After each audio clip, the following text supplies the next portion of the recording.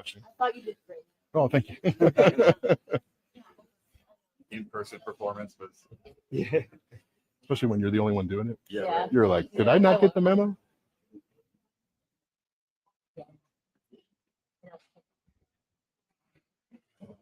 Oh, really?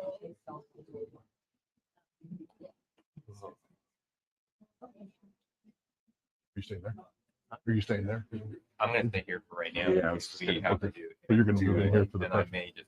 Cool. This. Yeah. So You know that that's the live stream camera, though? Yeah. Yeah. Okay. It's only if we have the band on the way. So you're not even.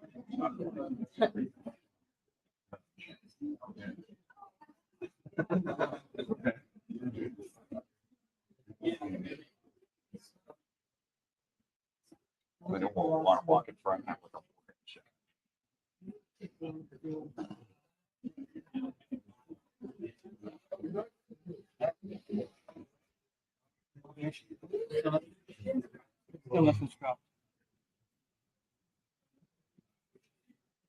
What charges have been dropped? Nothing has been, I mean,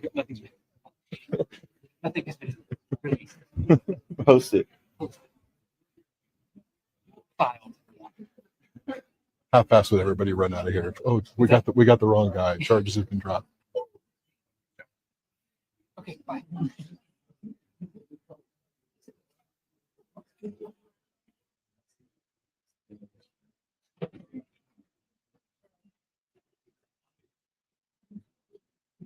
Showing the door, obviously. So they could.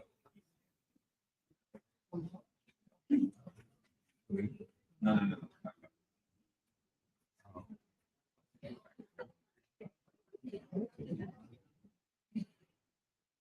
Yeah. Let me get closer to it.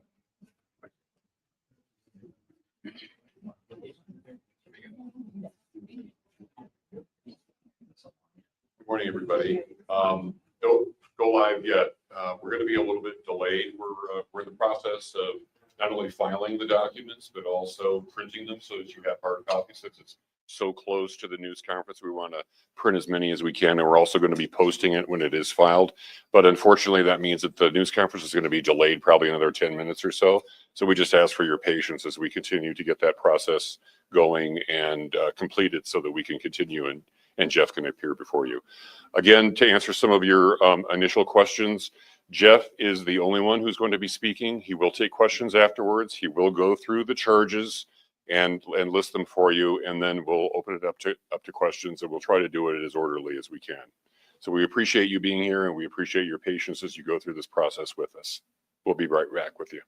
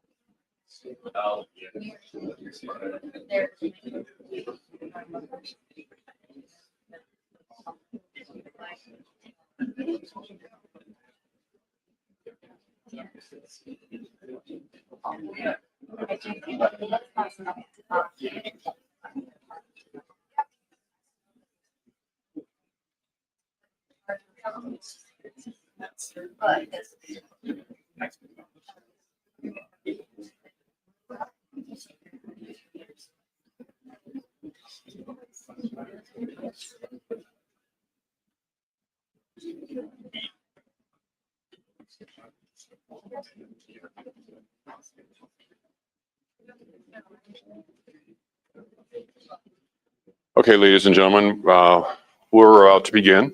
My name is Richard Pyatt. I'm the communications manager for Utah County. I'm working with the Utah County Attorney, Jeff Gray, as he handles this case and as the county deals with the publicity surrounding this case.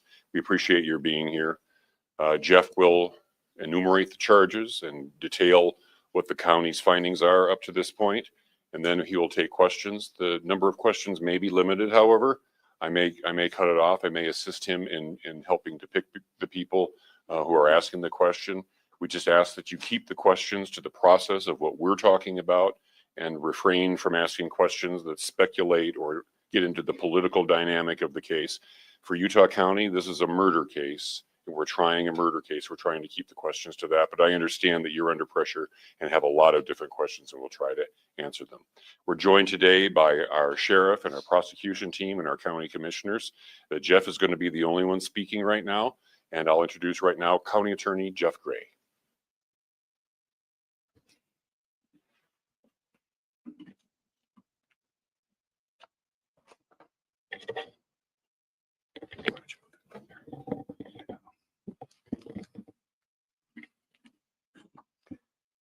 The murder of Charlie Kirk is an American tragedy. Charlie Kirk was murdered while engaging in one of our most sacred and cherished American rights, the bedrock of our democratic republic, the free exchange of ideas in a search for truth, understanding, and a more perfect union.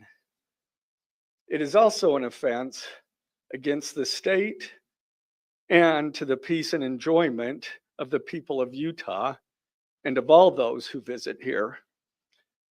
But Charlie Kirk's murder also strikes a more personal and intimate chord. Charlie Kirk was first and foremost a husband and a father to two beautiful young children. He was a son, he was a brother, and a friend. Like all murders, the senseless and needless taking of Charlie Kirk's life has shattered the lives of those he loved and those who loved him. To Charlie's wife, Erica, his two young children, his parents, his family, and his friends, I express my sincere condolences and offer my heartfelt prayers on your behalf. I also want to express my concern for everyone who was at Charlie's Turning Point USA event at the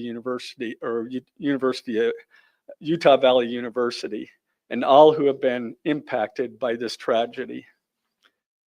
As county attorney, I am charged with bringing justice to those who offend our laws.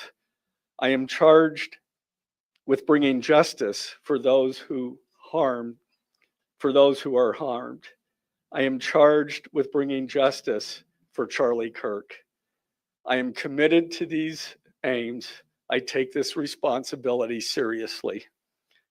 Today, after reviewing the evidence that law enforcement has collected thus far, I am filing a criminal information charging Tyler James Robinson, age 22, with the following crimes. Count 1, aggravated murder, a capital offense for intentionally or knowingly causing the death of Charlie Kirk under circumstances that created a great risk of death to others.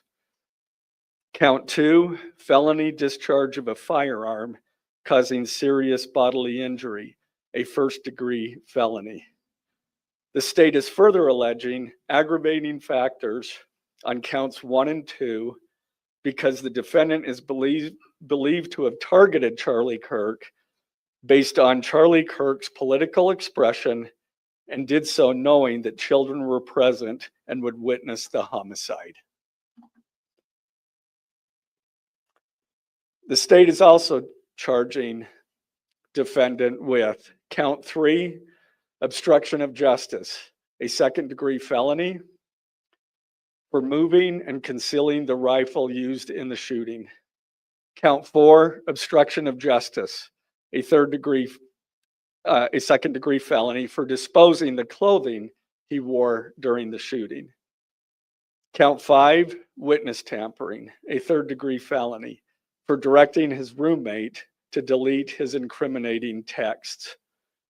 Count 6, witness tampering, a third-degree felony for directing his roommate to stay silent if police questioned him. And count 7, commission of a violent offense in the presence of a child, a Class A misdemeanor, for committing homicide, knowing that children were present and may have seen or heard the murder and did so based on Charlie Kirk's political expression. Also, following the press conference, I am filing a notice of intent to seek the death penalty. I do not take this decision lightly, and it is a decision I have made independently as county attorney, based solely on the available evidence and circumstances and nature of the crime. Because we are seeking the death penalty, the defendant will continue to be held without bail in the Utah County Jail. Turning to the 10-page information, these are the allegations. On September 10th, 2025, at approximately 12:23 p.m., Charlie Kirk was shot and killed while speaking to a large crowd on the campus of Utah Valley University in Orem, Utah. Police found the suspected murder weapon, a bolt-action .30-06 rifle, nearby. Over the next approximately 33 hours, police conducted a manhunt for the shooter until the evening of September 11th, 2025, when Tyler James Robinson surrendered to police at the Washington County Sheriff's Office. DNA consistent with Robinson was found on the rifle's trigger. After shooting Mr. Kirk, Robinson hid the gun, discarded the clothing he wore when he fired the rifle, and told his roommate to delete incriminating text messages and not talk to police. Children were present at the time of the shooting. The shooting. Turning Point USA, a nonprofit organization founded in 2012 by Charlie Kirk, organized a public outdoor event to be held at noon on September 10th, 2025 at UVU. The event was the first in a series of similar events to be held at college campuses nationwide. Mr. Kirk is a well-known conservative activist, famous for these type of events, where he discusses various political issues and debates with audience members. His events and comments have garnered a significant number of supporters and drawn the ire of many who disagree with his political views. The event at UVU was announced far in advance and garnered significant publicity and interest. Consequently, several hundred people attended. Mr. Kirk was interacting with a crowd before the event officially got underway. Then at approximately noon, Mr. Kirk seated himself under a portable canopy behind a table and microphone. He began speaking to the crowd and fielding questions from attendees, a format Mr. Kirk commonly used at his events. Mr. Kirk allowed his questioners to approach a microphone positioned directly in front of him. Mr. Kirk's team members were very close to him on his right and left, as well as some behind his canopy and others at various close locations near him. The large crowd surrounded Mr. Kirk on three sides. Temporary metal fencing separated attendees from Mr. Kirk by only a matter of feet.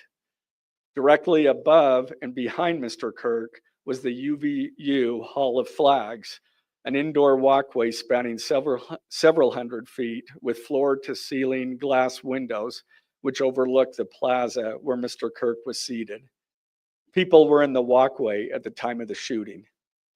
Approximately 15 minutes into the event, Mr. Kirk was answering a question about mass shootings by transgender individuals when a gunshot rang out. The bullet struck Mr. Kirk in the neck. He slumped to the ground almost immediately. The bullet's trajectory passed closely to several other individuals beside Mr. Kirk, including the questioner who was standing directly in front of Mr. Kirk. Children were visible near Mr. Kirk's stage when he was shot.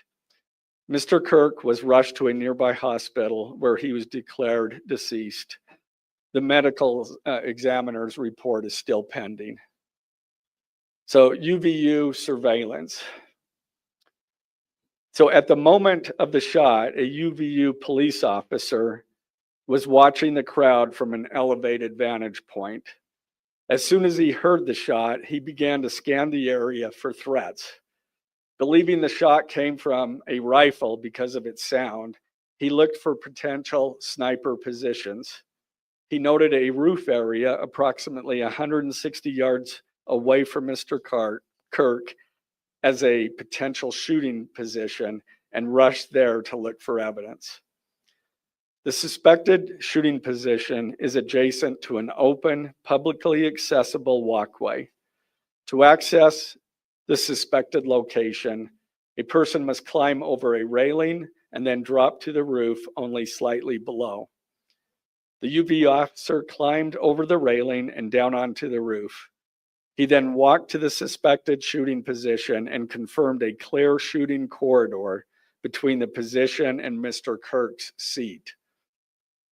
He also noticed markings in the gravel rooftop, consistent with a sniper having lain on the roof, impressions in the gravel potentially left by the elbows, knees, and feet of a person in a prone shooting position. Police reviewed surveillance from the camera covering the roof and discovered that it recorded an individual dressed in dark clothing cross the railing from the public walkway and drop onto the roof at approximately 12:15 p.m. Although the individual moved out of the camera's view for a short time, the camera again captured the individual running across the roof and then low crawling to the area the UVU officer recognized as where the suspected sniper had dropped into a prone shooting position. After a short time, which matches the known time of the shot, the individual arose and ran across the roof to the northeast. This discovery led to an intensive review of UVU surveillance recordings to attempt to track and identify the suspect. Surveillance revealed the following. At approximately 11:51 a.m., the suspect entered campus from the north. He is seen wearing a black shirt with an American flag in the center, a dark baseball cap, and large sunglasses. Throughout the surveillance, the suspect keeps his head down and rarely raises his head enough to get a clear image of his face. As he proceeds across the campus, he is seen walking with an unusual gait. The suspect walks with very little bending in his right leg, consistent with a rifle being hidden in his pants. This unusual gait continues until the suspect is seen crossing the railway off the open walkway and onto the roof, where he leaves the camera's view. A camera later captures the suspect as he runs across the roof to the suspected shooting position. Immediately after the shot was fired, a camera captures the suspect running across the roof carrying an item whose shape is consistent with a rifle. The suspect is then seen climbing down from the roof. He appears to drop the item he was carrying as he hits the ground in a controlled fall. He then picks up the item and runs toward the northeast end of campus. Expanded crime scene investigation. Law enforcement officers followed the suspect's escape path to the northeast end of campus, where they believe the suspect left campus and entered a wooded area. In that wooded area, investigators found a bolt-action rifle wrapped in a towel. The rifle contained one spent round and 3 unspent rounds. This is consistent with the facts officers observed at the time of and immediately after the shootings. No shell casings were found on the roof, suggesting a bolt action rather than an auto-loading weapon, and only a single round was fired. Each round in the rifle contained an etched inscription as follows. The fired cartridge. was etched, "No Tice's bulge, OWO, what's this?" The second cartridge that was again not spent, the last three were not spent, were not fired. The second, "Hey fascist, catch," with arrow symbols. The third cartridge, "Oh Bella Ciao, Bella Ciao, Bella Ciao, Ciao Ciao." The fourth cartridge, "If you read this, you are gay, LMAO." The rifle, ammunition rounds, and towel were sent for forensic processing. DNA consistent with defendant was found on the trigger, other parts of the rifle, the fired cartridge casing, 2 of the 3 unfired cartridges, and the towel. Law enforcement was unable to immediately locate the shooter, so they published photos of the shooter from the UVU surveillance cameras and asked for the public's help to identify him. Meanwhile, law enforcement continued to try to identify the shooter through other means. The Washington County investigation. On the evening of September 11th, 2025, as law enforcement continued their investigation, Tyler James Robinson went to the Washington County Sheriff's Office with his parents and a family friend to turn himself in. Robinson's mother stated that the following to police. On September 11th, 2025, the day after the shooting, Robinson's mother saw the photo of the shooter in the news and thought the shooter looked like her son. Robinson's mother called her son and asked him where he was. He said he was at home sick and that he had also been at home homesick on September 10th. Robinson's mother expressed concern to her husband that the suspect shooter looked like Robinson. Robinson's father agreed. Robinson's mother explained that over the last year or so, Robinson had become more political and had started to lean more to the left, becoming more pro-gay and trans rights oriented. She stated that Robinson began to date his roommate, a biological male who was transitioning genders. This resulted in several discussions with family members, but especially between Robinson and his father, who have very different political views.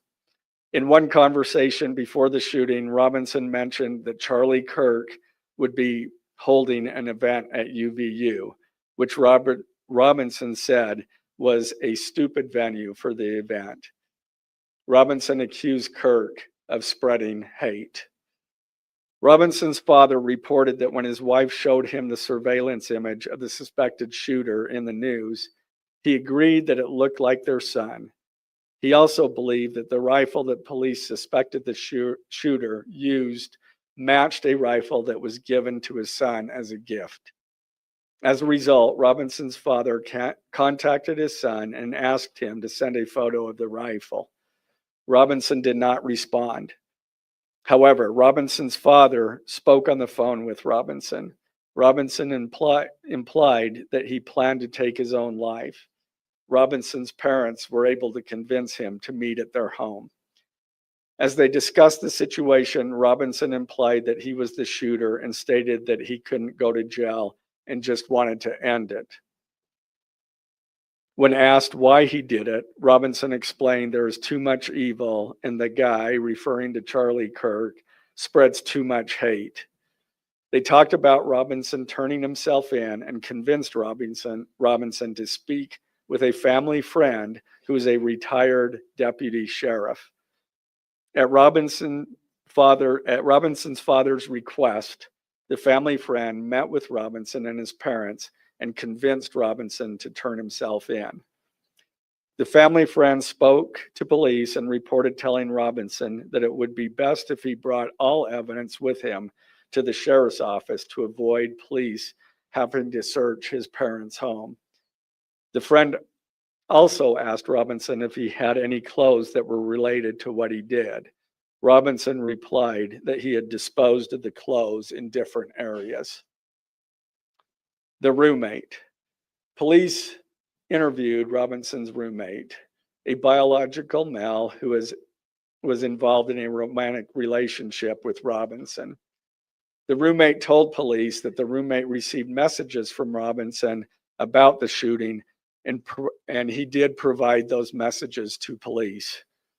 On September 10th, 2025, the roommate received a text message from Robinson which said, "Drop what you're doing. Look under my keyboard." The roommate looked under the keyboard and found a note that stated, quote, "I had the opportunity to take out Charlie Kirk, and I'm going to take it." Police found a photograph of this note.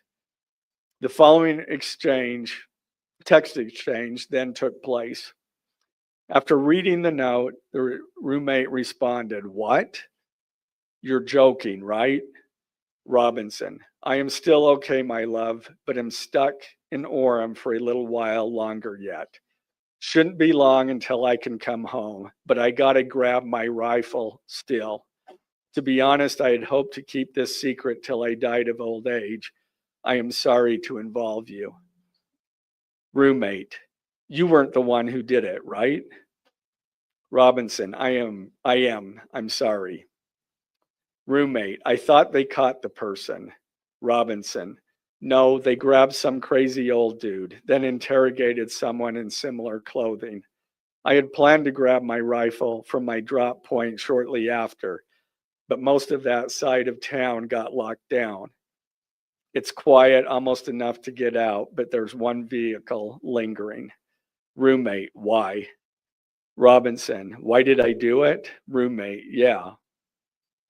Robinson, "I had enough of his hatred. Some hate can't be negotiated out. If I am able to grab my rifle unseen, I will have left no evidence. Going to attempt to retrieve it again. Hopefully they have moved on. I haven't seen anything about them finding it." Roommate, "How long have you been planning this?" Robinson, "A bit over a week, I believe. I can get close to it, but there is a squad car parked right by it. I think they already swept that spot, but I don't want to chance it." Robinson again, "I'm wishing I had circled back and grabbed it as soon as I got to my vehicle. I'm worried what my old man would do if I didn't bring back Grandpa's rifle. IDEK if it's had a serial number, but it wouldn't trace to me. I worry about prints. I had to leave it in a bush where I changed outfits. Didn't have the ability or time to bring it with. I might have to abandon it and hope they don't find prints. How the F will I explain losing it to my old man? Only thing I left was the rifle wrapped in a towel. Remember how I was engraving bullets? The F in messages are mostly a big meme. If I see notice bulge UWU on Fox News, I might have a stroke, all right. I'm gonna have to leave it. That really effing sucks. Judging from today, I'd say Grandpa's gun does just fine, IDK. I think that was a $2K scope. Wink, wink. Robinson again, delete this exchange. Again, Robinson, my dad wants photos of the rifle. He says Grandpa wants to know who has what. The feds released a photo of the rifle and it is very unique. He's calling me, RN, not answering. Robinson, since Trump got into office, my dad has been pretty diehard MAGA. Robinson, I'm going to turn myself in willingly. One of my neighbors here is a deputy for the sheriff. Again, you are all I worry about, love. That came from Robinson. Roommate, I'm much more worried about you. Robinson, don't talk to the media, please. Don't take any interviews or make any comments. If any police ask you questions, ask for a lawyer and stay silent. The search for Robinson's residence. Police executed a search warrant on Robinson's residence. During that search, police discovered a shell casing with etchings like the etchings found on the shells in the rifle near UVU. Police also found several target boards with bullet holes in Robinson's home. Now, as I stated in the beginning, when I read those allegations, these are allegations. And like the evidence set forth in this statement, those allegations, what you've heard from the media, even from state and federal officials, has not been tested in the crucible of a jury trial. I understand the public's desire to know the facts. My own family members have pressed me for information. Why are we reluctant to share the details of the investigation itself and comment on the case? Because I want to ensure a fair and impartial trial. I became a prosecutor because of my love for the ideals of this great country and the principles embedded in our Constitution. The free exchange of ideas and opinions is critical to this great American experiment, but so too are the protections afforded to the accused found in the Fifth and Sixth Amendments. The right against self-incrimination, the right to a speedy and public trial, the right to the effective assistance of counsel, the right to confront one's accusers, and the right to compel the attendance of witnesses. And perhaps most importantly, under our Constitution, the accused is presumed innocent until we, the state, prove to an impartial jury of defendant's peers his guilt beyond a reasonable doubt. That jury cannot rely on our allegations, on what they hear in the news, or on what they hear from a public official. The jury is the sole trier of fact, and they will ultimately determine those facts based on evidence a trial judge has determined is admissible. Again, as prosecutors, we bear the burden to prove guilt beyond a reasonable doubt. But make no mistake, we welcome this burden. I'd like to now introduce my trial team who will be charged with prosecuting the case. This is a veteran and expert team of some of the state's best trial attorneys. Chad Grunander, who is one of my two chief deputies, Ryan McBride and David Sturgill on the far right there. And those two were very much involved in preparing search warrants, did a phenomenal job, worked day and night to see that accomplished well after he was, Robinson was taken into custody. Also, Lauren Hunt, she is one of our special victims prosecutors, and Chris Ballard, my second chief deputy, who will be handling motions. I'm going to explain just the procedural steps. We're not a grand jury. We don't have a grand jury system like the federal courts do. It's a preliminary hearing system. So the arrest and filing of the criminal information are merely the first steps in the criminal justice process. Today at 3 p.m., the defendant will appear before a judge in the Utah 4th District Court for his first appearance to be informed of these charges and to ensure that he has an attorney to represent him. The hearing will be brief. The judge will conduct that first appearance virtually via WebEx. This is not unusual. In the 4th District, all felony first appearances for defendants who are in custody are held virtually. A link to that hearing is available for media on the Utah State Courts X account at Utah State Courts. Now, following defendant's first appearance, he will be entitled to a preliminary hearing. At that hearing, the state will be required to show probable cause that defendant committed the crimes. The purpose of the preliminary hearing is not to determine guilt, but simply to assure the court that the prosecution has enough evidence to proceed to trial. If a judge finds probable cause and binds the case over for trial, an arraignment hearing will be held. At that hearing, a judge will again inform defendant of the charges against him and require him to enter a plea to each charge. The next step following the arraignment is an opportunity for the parties to file any relevant motions and then ultimately the trial itself. This case has generated a tremendous amount of interest across our nation and even the world. The public's desire for information is understandable, but it bears reiterating that this case will be tried in a court of law consistent with our Constitution, not the court of public opinion. Thus, we will only discuss the case with the press occasionally. It will not be a day-to-day or even week-to-week occurrence, but we will only do so in a manner as not to jeopardize the fair trial process. Before I conclude, I want to express my appreciation for the tireless work of our local, state, and federal law enforcement officers. They have an extremely difficult, dangerous, and often thankless job. I'm proud to acknowledge the exceptional work they do every day, and particularly their work on this case.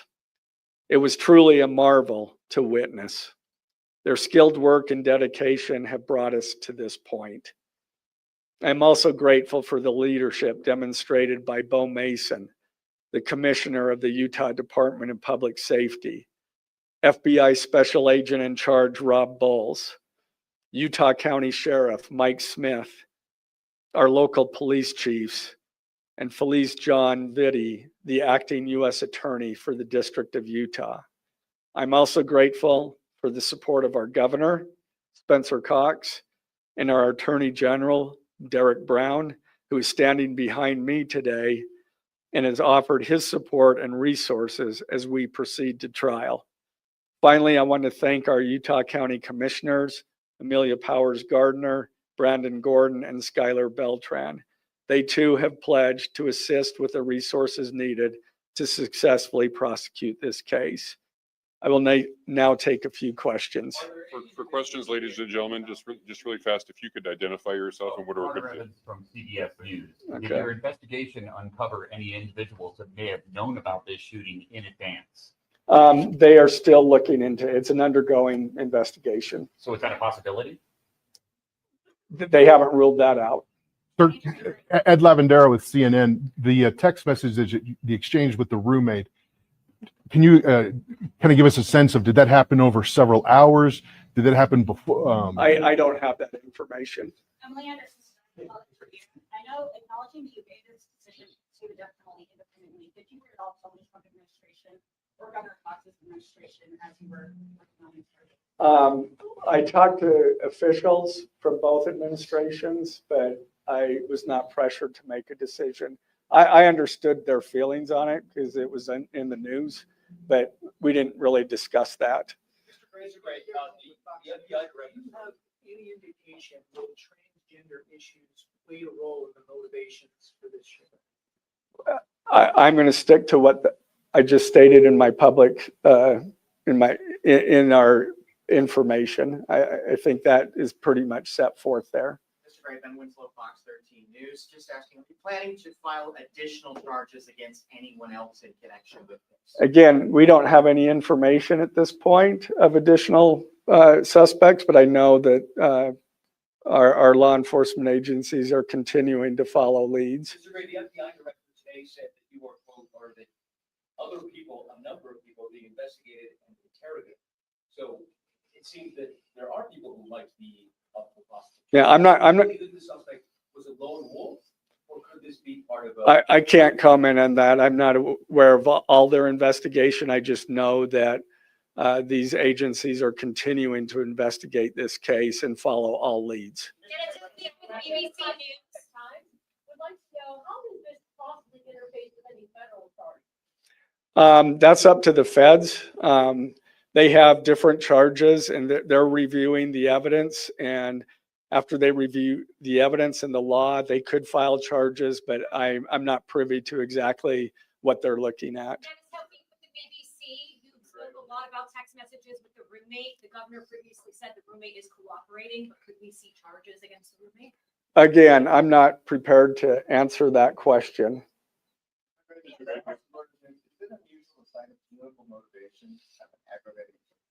It's part of our code, and so we charge that. For those that aren't of a legal mind, is this a confession, the text messages? Is that legally a confession?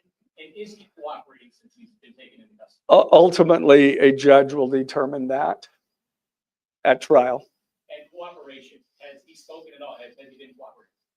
Since he's turned to- Again, I'm not going to comment on that. I think that any statement at all. Okay. What more can you tell us about the suspect's time online that some say radicalized? I am not aware of that information. It's, again, still under investigation. And has he expressed any remorse so far about this? I am not going to comment on that. Is he continuing to not cooperate? I am not going to comment on that. Mr. Ray, the FBI director has been way out in front in terms of presenting evidence to the public. Your team has been very circumspect, very measured in what they let out. Did that hamper your investigation and go up to this? Well, as attorneys, we typically like to control that information to preserve an impartial jury and a fair trial. Excuse me? I don't have that information. Can you tell us more about what the family may have said in interviews? Um, Mother? What the family said is what I provided. Do you anticipate that the defense will try to get this trial moved out of Utah County, and how will you respond to that? That from where? From Utah County? That the defense will be from Utah County? That they will try to get the trial moved to a Oh. different location? I couldn't predict what they're going to do. You say for any of this, Judge, with the timing of the shot and the question that was asked about mass shooting transgender, is that more than coincidence? That will be for a jury to decide. Mr. Gray, are you confident that the roommate had no part of this attack whatsoever? Again, I'm not going to comment on the evidence. But the evidence so far, did you show any involvement? Again, I'm not going to comment on other than the facts that or the evidence that we've gathered so far. The DNA here in the press conference, jeopardize his right to a fair trial? I don't believe so. This is part of a public document that we have to file as we file a criminal information. We have to file a probable cause statement. That's a public document, and so we're comfortable with that. Are his parents and the roommate still cooperating? I'm not going to comment on that either. The FBI has said I- that the suspect had a hatred of Kirk.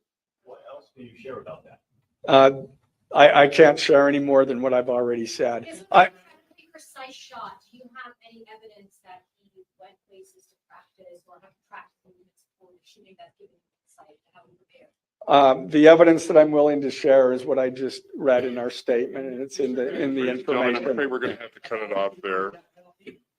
Okay. Did you consult Eric Kirk about seeking the death penalty? I'm not going to comment on that. Okay, thank you, ladies and gentlemen.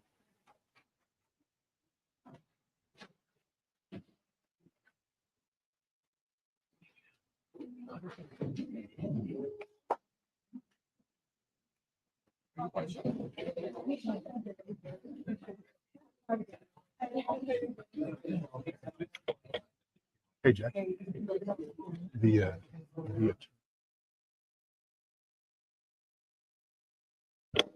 I think all of you know that the charges will be available online. We're in the final stages of processing that, and they'll be available on the utahcounty.gov website as well as on the Utah County Attorney's website. So look for them there. Thank you.